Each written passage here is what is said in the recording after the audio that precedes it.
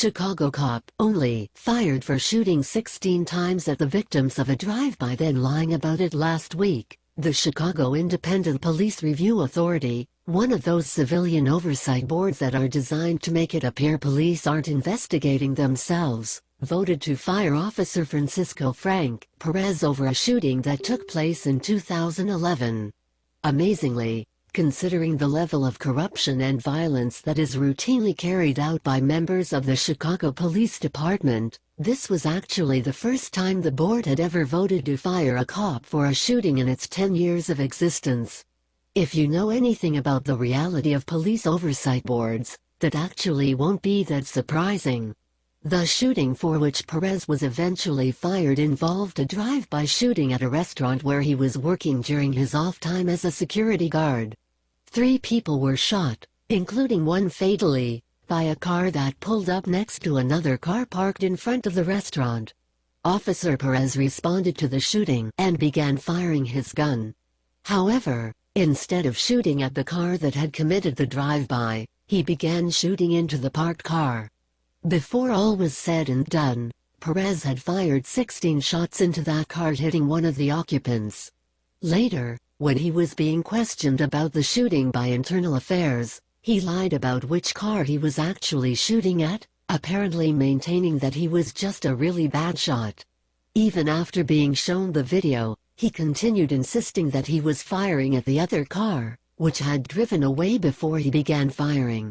Via the Chicago Tribune, according to authorities, the shooting occurred shortly before 4 a.m. November 5, 2011, outside the La Pasadena restaurant in the 1100 block of North Ashland Avenue.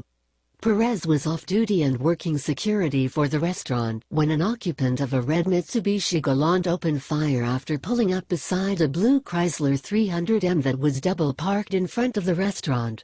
The evidence against Perez hinged largely on video obtained from a surveillance camera outside the restaurant. After the Mitsubishi had sped from the scene, the footage showed Perez moving toward the Chrysler and firing his weapon at the rear of the vehicle, according to IPRA. Perez continued to fire as the Chrysler took off, IPRA said.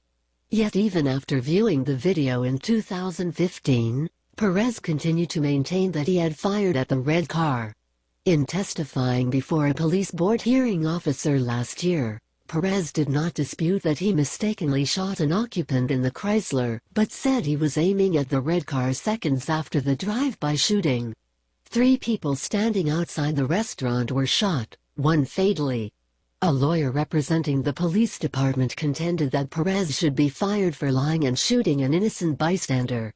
But Perez's lawyer, Daniel Herbert, described his client as a hero and dismissed the allegations against him as preposterous.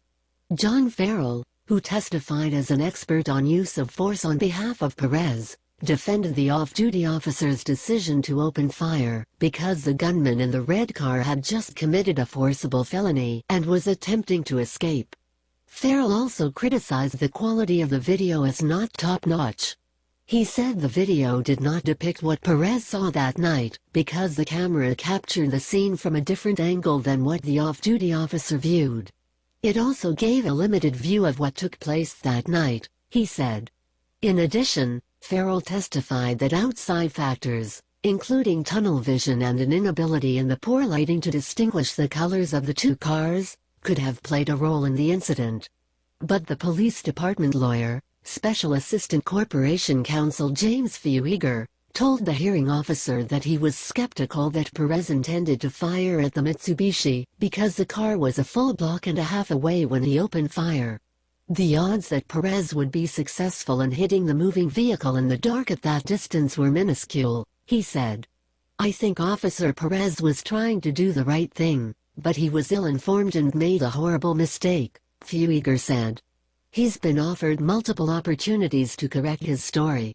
If an officer's gonna lie to cover that up, what else is he gonna lie about?